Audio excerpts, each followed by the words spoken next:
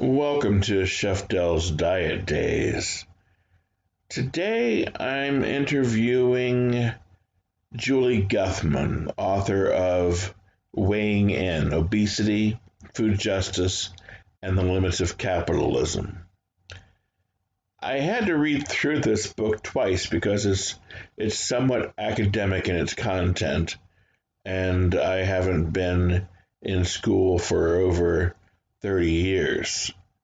But I found the book intriguing and found that it raised a lot of questions.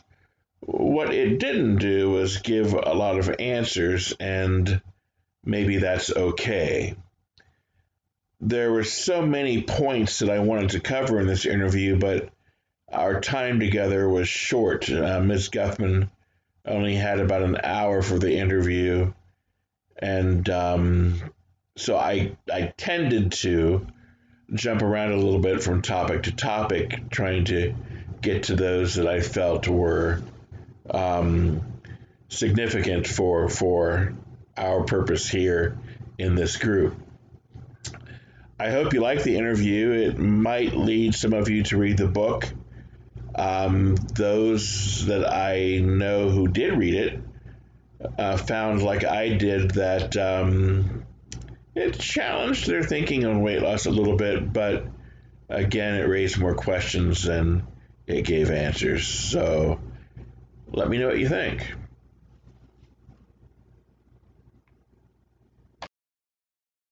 It's nice to meet you. You too. How are you? I'm doing pretty good. I have to say that I'm a fan of your book.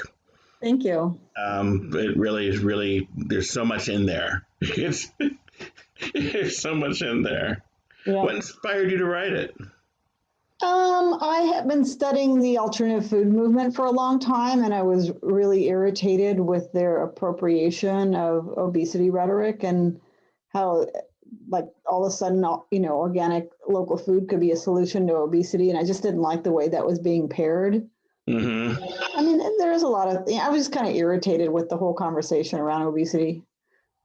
Yeah, it's not very pleasant, and there's so many ways that you undress that issue in the book. So we could spend days on this, I think, if we wanted to, but I'm going to not take up all of your time and try and keep it centered and focused, Okay.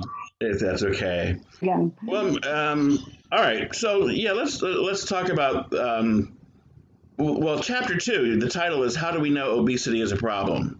Yeah. And it seems that the definition of obesity would be a great place to start, but we can't seem to get that right. Right. Right? So how do we know it's a problem? Well, let's start with the definition. So the definition of obesity is become a very medical term. It's based on BMI, the body mass index. Obesity is defined as having a body mass index of 30 or more. And the body mass index is basically a ratio of weight to height. So it's a very imperfect measure. And so what that does is just say there's a group of people that have bigger bodies. It doesn't say anything about whether that's a medical problem and what is the relationship between having a bigger body by the degree of fat content and having medical issues. And even and also I should just say that the BMI doesn't even capture that not all bodies that are bigger are necessarily have more fatty adipose tissue. I mean, muscle mass can weigh more, as can larger bones. And so it's a very imperfect measure. But that's the term we've come to use, and it's a medical term, and it's kind of, medical terms are seen as you say, nicer than derogatory terms like fat. But indeed, a lot of people who are in the fat community just prefer to use the term fat because they reject the medicalization of their body size. And you can have two people, a man and a woman, who have the same BMI, but she carries a lot more fat than him, but they're both stigmatized in the same way. Well, I don't know if they're stigmatized in the same way. I think that women just are stigmatized in more ways, in more general, lots of different ways. But yes, you can have different people that are, I don't know, that's not the way I want to say it. I think people are stigmatized in different ways. I think because class and race and gender interface with this as well. So I wouldn't ever say they're stigmatized in the same way. Well, I mean, one of the issues I see with BMI is it's sort of a randomly created construct, right? Sure. I mean, and then the medical industry or the pharmaceutical industry decides to change the numbers for who qualifies. Right. Right. So you lower it by 1 point, a whole lot more people qualify, and then all of a sudden you're treating for a disease. That's right. They're fairly arbitrary measures. I mean, I think they were first developed in some sort of conversation with epidemiological evidence of increased risk of death in this body size, but they've been pretty devoid of that. And it's true that in the medical community that's influenced by the pharmaceutical industry, you can change any sort of measure as being seen as being more prone to a disease just to sell more drugs. Right. So is obesity then really an epidemic in your eyes? Well, now that we're living in a true pandemic of contagious disease, I hope that idea has completely been erased. I mean, to call it an epidemic in the first place, I thought was really problematic because epidemic does imply a contagious disease. And while I've seen a few studies that have made claims that obesity is contagious, I find them to be so deeply specious and problematic. And now, particularly in the light of the real pandemic that we're living in, that we all know all too well, as we go about our daily lives, having to keep distance from people. So is it an epidemic in terms of, is there increased growth of obesity? I haven't looked at the statistics in a good long while, but the last time I looked, there wasn't increases in the rates of obesity, that they had flattened. And that the last statistics I looked at are probably at least 12 or 13 years old, if not more. I think it started to flatten in the 2000s.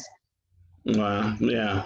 I read an article once that talked about I can't even say it, the stigmatization of obesity, how this is back in the 1800s, that women were told that they had to stay thin. White women were told that they had to stay thin and be thin because black women were, so curvy and sexualized, and we don't want to appear like that with our Victorian sensibility.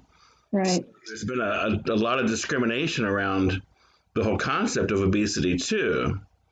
And now in your book, you talk about what you call obesogenic environments. Right. And which are areas that are prone to have more obese people. Well, no, that's not necessarily the case. And the definition of obesogenic environments are defined as urban environments or rural environments, but built environments that presumably encourage, would produce obesity. And so they're generally have been defined around when there's an excess of cheap junky food and a dearth of exercise opportunities. Rarely have the studies I've seen, and again, I haven't looked at this in a long time, at least 12 years, but rarely do those studies actually measure the prevalence in a particular area or zip code or census tract or city in terms of matching it to the built environment. So the obesogenic environment thesis is all about what the nature of the built environment is, which is about what the kind of retail and restaurant environment is and opportunities for exercise, with a presumption that if there's an excess of fast food or junk food that's cheap or small exercise opportunities, that people will necessarily get fat by virtue of where they live. Wow. And even that, those obesogenic environments then are built on a long-held system of racism and discrimination against people of color for not being able to get loans to buy homes and such, that pulls them into these neighborhoods. Right, right. There's no question that the obesogenic environment thesis is tightly linked to the other thesis that's a problem thesis, is the food desert thesis, which is this idea that that certain areas have do not have healthy, high quality food options available. And there's much to say about the food desert thesis, but one of the problems with that thesis is it doesn't look at why environments become food deserts historically, and it's also is derogatory in terms of where people of color live. I mean, so both of these terms suggest that there's something wrong with the people who live there, even though they're kind of been developed the idea to take the blame off of individual people, but they actually kind of re-stigmatize people by, so you live in an obesogenic environment, you live in a food desert, it's stigmatizing your name, it's stigmatizing your neighborhood and your community. Yeah, you're making them victims. Yes.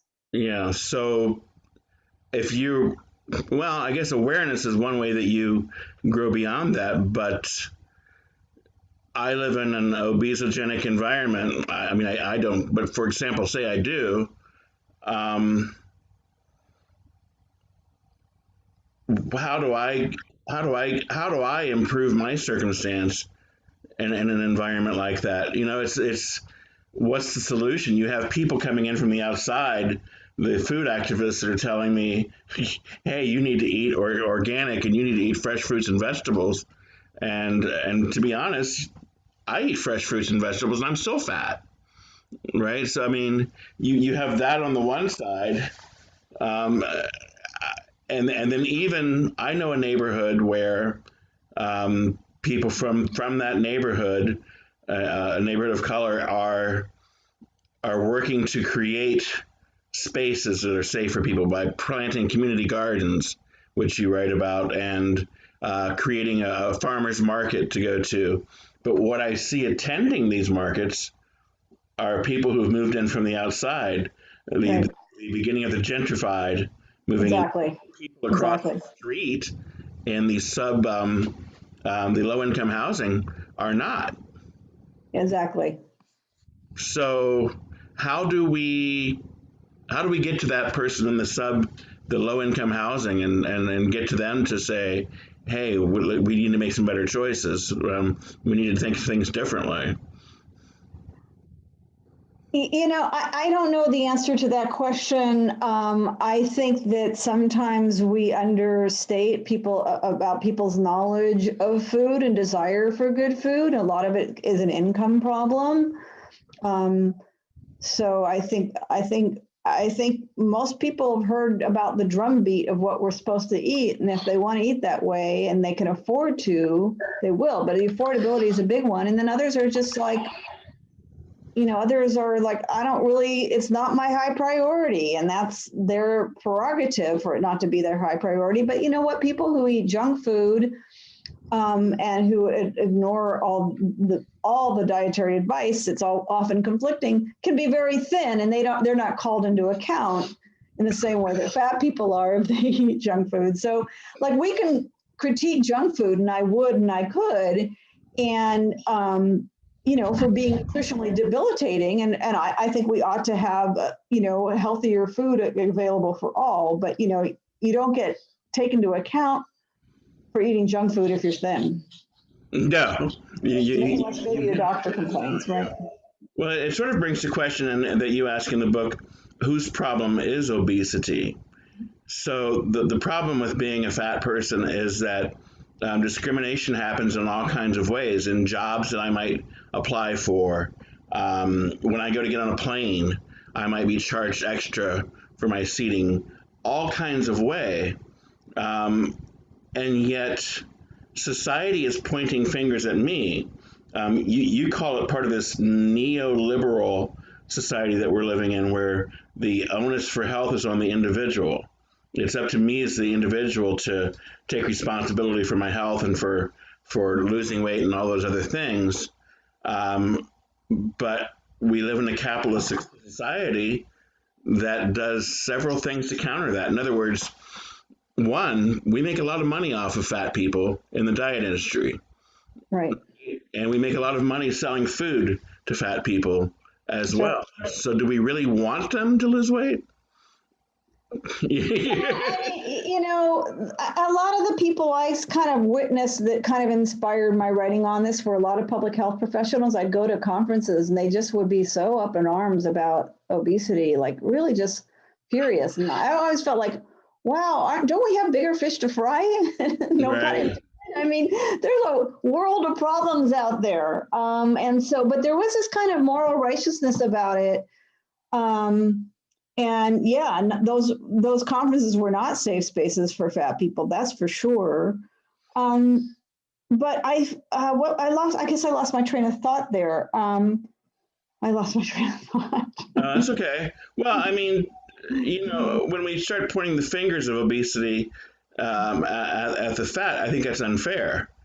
I mean, yeah, ultimately what I put in my mouth is my decision, but your book reminded me of a few things that I hadn't thought about for years. In other words, the hidden ingredients in my food that might have obesogenic qualities that might contribute to my being fat. It's really quite possible. I mean, some of the things I was discovering toward the end of the project about the potential of environmental toxins, particularly pesticides in food or various inputs as possibly being obesogenic were really understudied at that point when I wrote the book, and I got a lot of pushback for making those sorts of claims. And I think that's becoming more common knowledge that there's toxins in the environment that could be remaking our bodies and how they deal with our fat tissues or our microbiomes. There's just a lot of science that was not done at the time, and all the presumptions are it's about how much you eat or what you eat and how much you exercise or how you exercise, and not about other possible causes of fatness that we don't know. And and there's plenty of people who just cannot lose weight no matter what they try. Well, I was surprised in one part of the book where you talk about the fact that fat cells might be generating more fat cells. That made me curl up in bed for a few days, by the way. Thank you. Yeah, I'm not a biologist. I mean, this is just material I read and a lot of what I was writing in the book was like speculative. And I think people have misunderstood this. They said she doesn't have good evidence. I wasn't trying to have good evidence for the book. I mean, I was trying to have evidence, but I'm not a biologist. What I was just trying to say is that there's a lot of possible causes of obesity that are kind of been overlooked in this kind of drumbeat to insist that people need to, eat right and exercise better, and I'm all for eating right and exercising. I do them both. But, there might be something else going on here. And I just wanted to draw attention to that. Yeah, I understand. I'm not really mad at you. I don't think you were mad at me. But, excuse me. Going back to whose problem is it anyway? We have a history of a history of a lot of things. It seems to me that when we're talking about a neoliberal agenda, one where the individual is responsible for their own health outcomes, for their own being, that's unfair in the same way that saying that African Americans are responsible for ending racism in this country, even though it had nothing to do with, we didn't start it, right? Not a war that we started any length of time ago. It's the same thing with our health outcomes. We've deregulated many industries so that they can do whatever they want and put whatever they want into our foods until someone dies or 100 people die and we go screaming at them.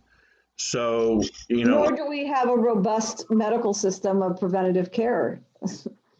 Yeah, well, no, not at all. Not at all. I have health insurance for the first time in many years, and the preventative care measures that it's looking at will do nothing to help me be healthier.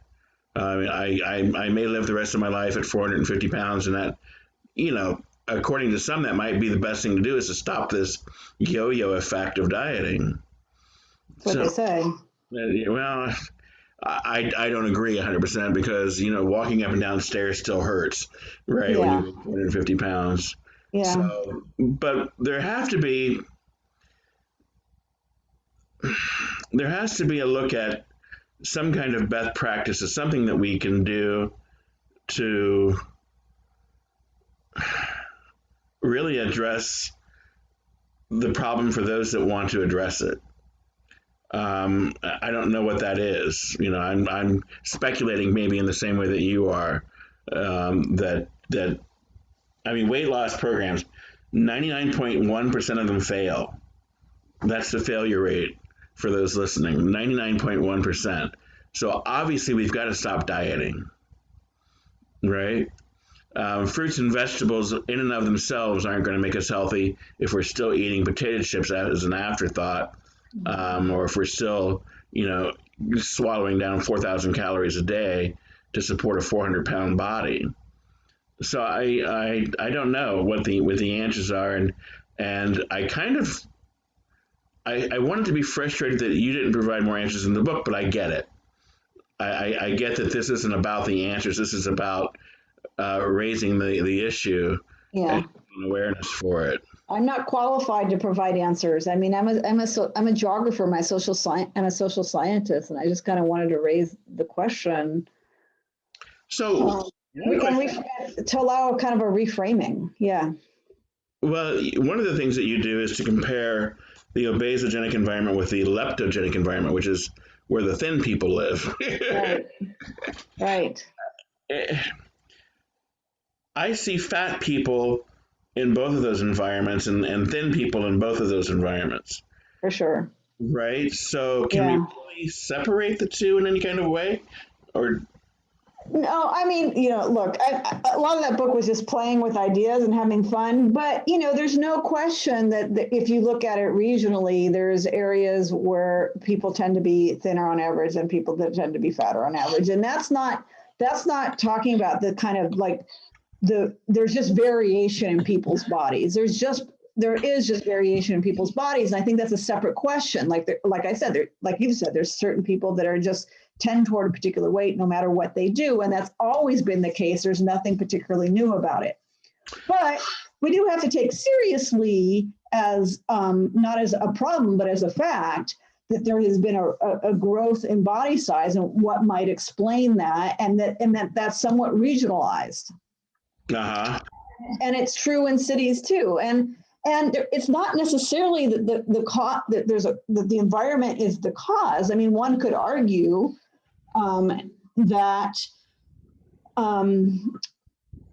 thin people cluster in particular environments because those are particularly wealthy environments. And while being thin is not a guarantee that you will be wealthy or high income or live among the elites, but pretty much being fat is a guarantee that you won't. And that's something that we need to take seriously, right? So it's not that like if I become thin, then I will have more elite status, but being fat kind of makes it hard to have elite status. So I think that, because of job discrimination, because of school discrimination, all the things you mentioned earlier, you have some clustering of bodies that tend to be thinner in areas and tend to be fatter in other areas that have to do with the way class and race overlay with this. Do you think that studying obesity from the biologist standpoint, and I'm just asking you to speculate here, is harder because, I mean, most of the information we get on obesity is what you call epidemiological instead of clinical? We can't really do clinical studies on obesity, can we? Or not many. I don't know that I can answer that question. Yeah. I mean, it's true that the kind of way that the obesity has been framed as a problem is based on these epidemiological studies that are quite coarse because they use BMI, they used increased morbidity. I went through a series of discussions in chapter 2 that critiqued how those studies work, but I couldn't replicate them now if my life depended on it. Uh-huh. I just have, they're not in my consciousness right now. I understand. Well, I understand. And the goal of the book was just like, not to say I have the right answer and it's this, it's to say, but do we know as much about this as we think we do? And since we're getting so accusatory about obesity, shouldn't we be having a different conversation? Well, I think we should definitely be having a different conversation, even if I just listen to or read your book again. It says that we should be having different conversations. Um, One thing that I've learned that I probably don't need to do is move into a leptogenic environment. In other words, I don't need to move to. I live in a skinny neighborhood. I live in a neighborhood full of people who walk and walk to the pubs and to the gastropubs and all those places. And it hasn't changed my health outcomes in 23 years. Right, exactly. So that's exactly the point. It's more that the clustering has to do with the class status precedes the body. But yeah, no, I agree. Of course, I live in a fairly leptogenic environment myself. We also tend to not want to address the real hard issues surrounding obesity. I mean, like we do things like we go into the schools you write about and we get rid of the soda cans and we put water in there. We put fresh fruit up on the counter near the checkout register only to watch them go to waste. But those aren't hardcore approaches to dealing with this issue if we really consider this an issue. You write about good neighbor agreements where we go into liquor stores and ask them to sell fruits and vegetables. I've heard of this happening, and they're done with it in about a week because it's just not the same kind of a profit margin. No, there's not. Those haven't really worked. Although, like I'm not going to go on record as saying I'm opposed to having water rather than soda available or not to have vegetables in a grocery store, in a convenience store. But it's been, those have not been great experiments. I mean, what most people will say is what we just really need is like supermarkets with the full array of food available in all neighborhoods, right? So people can buy what they want. And also they need to have the income to buy what they want. And we do know that fresh fruits and vegetables tend to be more expensive than snack food, particularly for the calories you get from them or from the energy you get from that. It's not all exactly about calories, but if you need to fill up and you're food insecure, then it's you asked me to do it. Oh, I'm sorry. Yeah. You ask in one place, does eating too much make you fat? We have more available to us now than ever. We have fat-free sodas, fat-free, sugar-free, lean-cut meats, and the like, and it still hasn't impacted the rates of obesity in our country. We talk about reducing calories, but all that does is make me hungry. I was on an 800-calorie diet when I was 8 years old. I've been hungry ever since. Yeah, no, I always said there's nothing that makes me hungrier than being on a diet. Oh my God. I don't disagree with you there. And then let's talk about 1980. And you write about 1980 a lot from a couple of standpoints. One, the beginning of the Reagan era, who was very much about individual responsibility.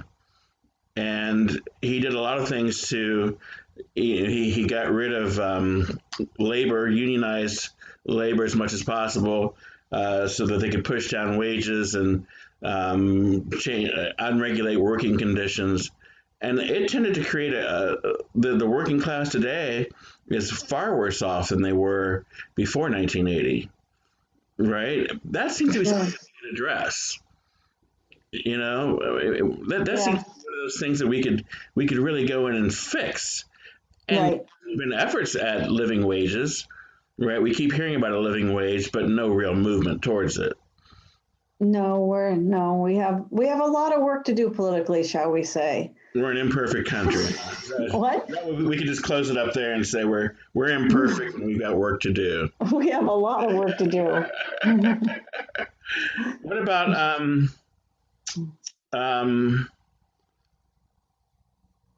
that goes back to a different thing.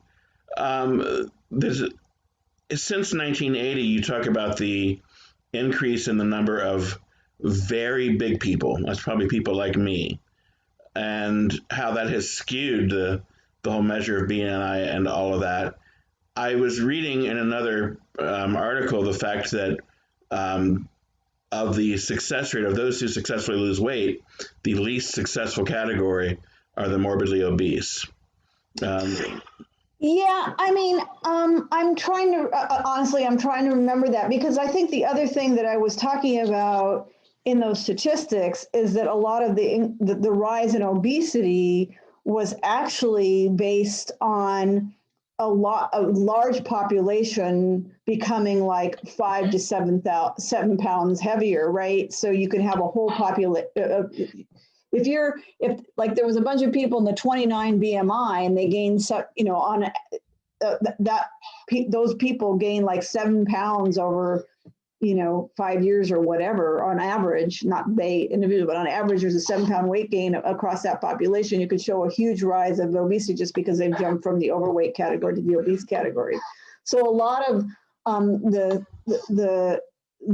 changes that were driving the statistics in obesity looked like it was just fairly minor weight gain changes among a broad population. But I do vaguely remember, and again, it was a while ago, talking about some growth in morbidly obese people. And I think what you were saying, and I think that that's probably true, is there are kind of differences in kind between people who are, in that kind of overweight, low obese category that have just gotten kind of heavier, and people who are very, very large, who might have really different etiologies of their body and really different different risks. And as you've said, and I completely understand it, like sometimes it's just really, it's near impossible to change that among morbidly obese. So there's something else going on in those bodies, it seems to me, than like, a large swath of the population drinking more soda and all of a sudden they're in the obese category rather than the overweight category. You mentioned the fact that fat storage is actually maybe an adaptive response. In other words, to keep excess blood glucose out of the blood system might be protected in some kind of a way. I assume that's not for the morbidly obese. In other words, for people who are... Yeah, and again, I don't know.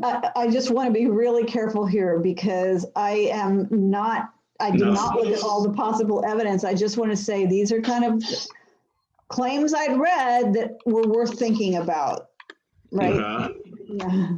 Well, we can talk more specifically about farm policy and whether farm policy makes you fat. The foods that high fructose corn syrup, of course, made from corn, we've doubled our production of, but we've exported a lot of that, right? So you have activists like Michael Pollan going around, get rid of the high fructose corn syrup, yet we're sending a lot of that overseas. Or a lot of the corn, or it's going into animal fodder as well. Right. Yeah, I just don't like these really crass arguments like this is on the increase. So is obesity. They must be closely related because there's so many mediating factors about the difference, what we're growing on a cornfield in Nebraska and what people in, St. Louis or whatever are, how their body sizes are changing. There's so many possible mediating factors. I just think it's a really coarse analysis to say, oh, because we grow more corn and we're harvesting more corn and we're harvesting more calories per capita, that therefore that's why Americans are getting fatter. It's just, you have to know what's done with that corn, and a lot of it is exported and a lot of it goes into animal fodder and et cetera, et cetera. And I'm not, again, I'm not defending high fructose corn syrup because everything I've read about it suggests it's not good for you. But, there's much else going on than to make that kind of coarse claim. Well, yeah, and to talk about pricing of cheap food and the availability of it, that cheapness has been accomplished in a lot of different ways. I mean, we've seen access to land being denied to many groups, being stolen from Native Americans, being kept from African Americans. So we've made basically this class of people who are poor and then have to work the land in the food production systems Right. they can't afford to buy the food from. Uh, Right. so there's, I guess I want to point to my listeners and people who might watch this that there are all these factors that have gone into what we call this epidemic, and it's not just about you eating more and eating too much and not being able to push away from the plate. Right. It's not just about that. There have been a lot of efforts that put profitability above health, and have left us with the dredges, the leftovers, the cheap food, the potato chips, and all of that. Exactly. In jobs that do nothing but create stress. The Yes. speed ups that you mentioned, speed ups Yes. being a work faster, work faster, work faster in Right. some of these factories. These lives are stressful. Yeah. And Low wage life is stressful, and stress has an yeah, impact on our health. absolutely. Circulating cortisol, right? The hormone Uh-huh. cortisol circulates under stress. So those seem to be there's. I guess I would divide, and I won't do that and make you wait while I do it. I would divide maybe some of the issues that we talk about here into two categories: those that we can't do anything about in the short term, and those that we can. I mean, we can't scream from the hill, um, about some of this stuff, and the rest of it, who knows? I mean, I can scream for higher wages, and I can fight for those for people who need them. I can scream to get rid of. We've been screaming to get rid of subsidies for a long time, though, haven't we? Um, Yeah, I would actually, I wouldn't get rid of subsidies. I would just redirect them. But yeah. really? Yeah, I think farming should be subsidized. I think it's impossible to grow healthy food without subsidies, frankly. But particularly if you want to not have a really marginalized, completely underpaid workforce, because we know the people that work in food and farm work are working under the worst conditions and have very poor wages, and have really poor health outcomes. So if they are to be made whole, then we have to pay more for food. And so how are we going to do that? Because people also need cheap food. So I actually think food should be subsidized, but not the kind of food that's subsidized today. Yeah. Interesting. Well, I always scream, why aren't we? I used to scream until I read your book. Why aren't we subsidizing fruits and vegetables? Well, it turns out you say that indirectly they are. They are, but not to. I think we should subsidize fruits and vegetables. But they're not subsidized to the direct commodity programs like corn and soy are, but Right. they're subsidized in indirect ways, but in very indirect ways. Like they're subsidized because like the federal government has spent tons of money building waterworks that allow irrigation in places like California and Arizona, where a lot of fruits and vegetables are grown that in deserts. They're subsidized because, I mean, this is an indirect subsidy, but when we have a really repressive border policy that helps keep wages low, and that's, the work of the federal government, that's providing some sort of subsidy to growers who otherwise might have to pay more for wages. But that's not the same thing as the commodity subsidy programs. And I'm all for subsidizing fresh fruits and vegetables directly. Well, that's the only way that farmers seem to survive, isn't it? But Yeah, it's hard. Farming is really, really hard. it's very It's hard. it's very hard to make a profit farming. And some of the worst kind of practices we associate with farming, like the use of toxic chemicals and like very poor working conditions, is because it's really hard to make a living farming. Yeah. And so you have all these, cycles. Like, so we're using pesticides because it's very hard to manage a farm without them, even though a lot of the pesticides are causing all sorts of health problems. So, yeah, I think we have to really rethink how we pay for these and how we subsidize them. But it's true. There's a lot of things we can't change, and I think one of the reasons that there has been a lot of focus on diets. It seems to be something we can change, whether it changes bodies is a different story, but you can tell people what to eat. You can educate them about how, what a calorie is and how many calories they should have a day. And that seems like a doable solution, as opposed to the solutions of higher wages and reducing pesticides and changing our built environments to have them healthier, et cetera, et cetera, et cetera. And so that's one of the things the book is also about, is if we really want to get serious about having healthier people, then we have to address these huge structural issues and stop blaming people and educating people to try to get them to be different, to try to get them to be like upscale eaters. Well, it seems like the willpower for that is not quite there yet. I mean, the political will. I mean, right? I'll refrain from discussing politics right now. That's all I think about. But we have a lot on our table. Yeah. We have a lot on our table right now. So yeah, we'll hold off on that for another conversation. Yeah. Did you ever meet Chef Alice Waters from? Yeah, I've met her. Yeah, I've eaten at her restaurant. I live in Berkeley, California, so. She's a good cook. She's a good cook, and she made this whole alternative food movement very, very sexy for people like me. I've been cooking in vegetarian and vegan kitchens since 1989, and I thought that I was part of an alternative food movement that was doing something good. Right. We used organic as much as possible. We used local as much as possible, and the like. But now I feel like there's more that we could have done and should do.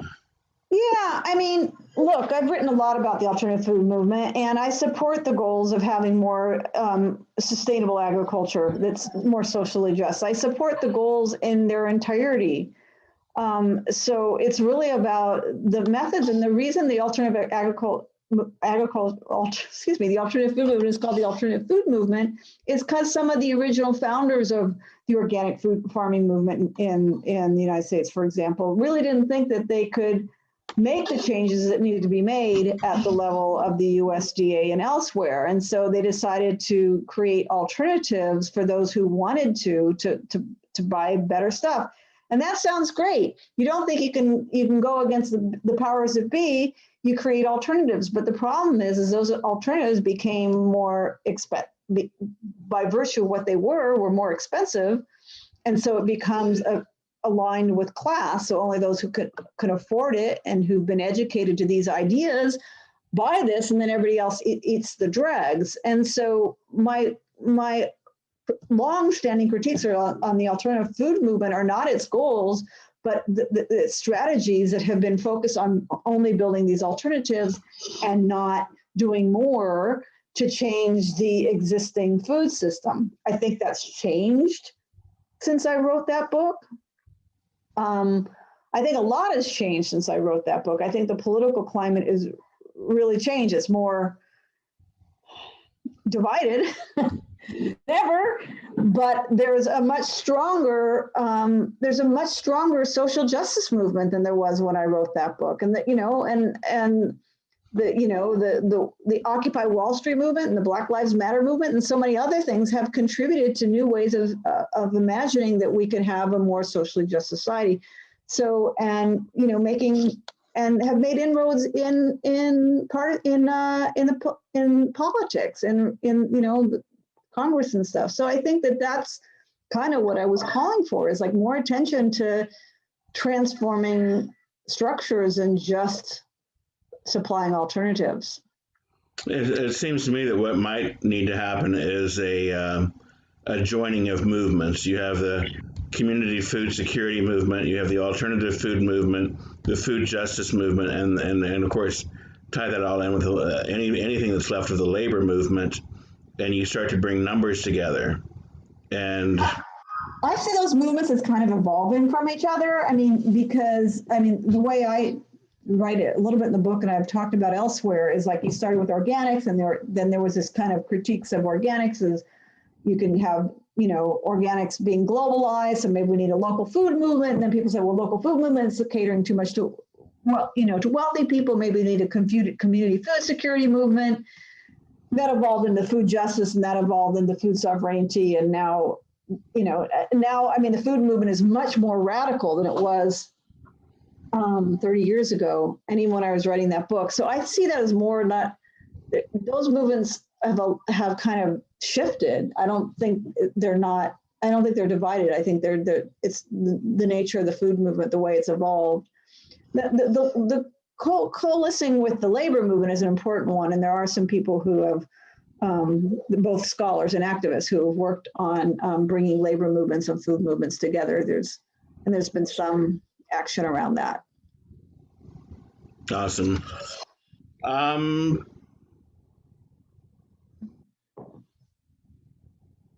I think that might be. You wrote another book called Agrarian Dreams. I've written three other books. Tell me briefly about them. So Agrarian Dreams, it's called Agrarian Dreams, The Paradox of Organic Farming in California. And that was my first book. And it reflects on how organic agriculture kind of replicated some of what it tried to oppose, because it became mainstream and didn't do as much as it might have. And it had a lot to do with the way that organic is regulated through a voluntary label.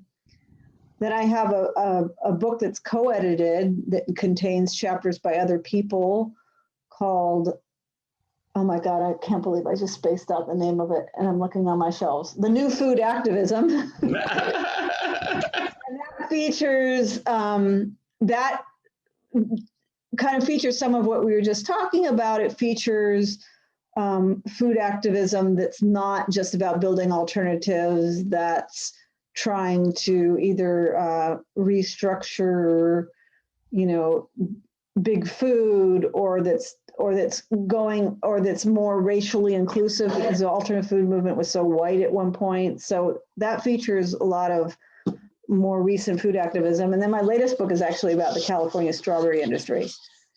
Oh, wow. That's called Wilted. It's called Wilted, Pathogens, Chemical, and the Fragile Future of the Strawberry Industry. So that's the one that's really on my mind. Yeah. Okay. Which one should I read? Well, my favorite right now is the strawberry book. Okay. But it's the most recent and it's the most refined. I think I've become a better writer. I just had to get something out of my system. And it was a little bit bombastic, I think. But I think that my book on strawberries, it's called Wilted, is more refined and calmer. But it's about the use of how the strawberry industry became dependent on the use of chemical fumigants, and how that ramified throughout the production system, making it really hard to change it. It's a good book. Okay. I'm putting it on my list. Okay. I think that's all I have. Thank you very, very much for doing this. You're welcome.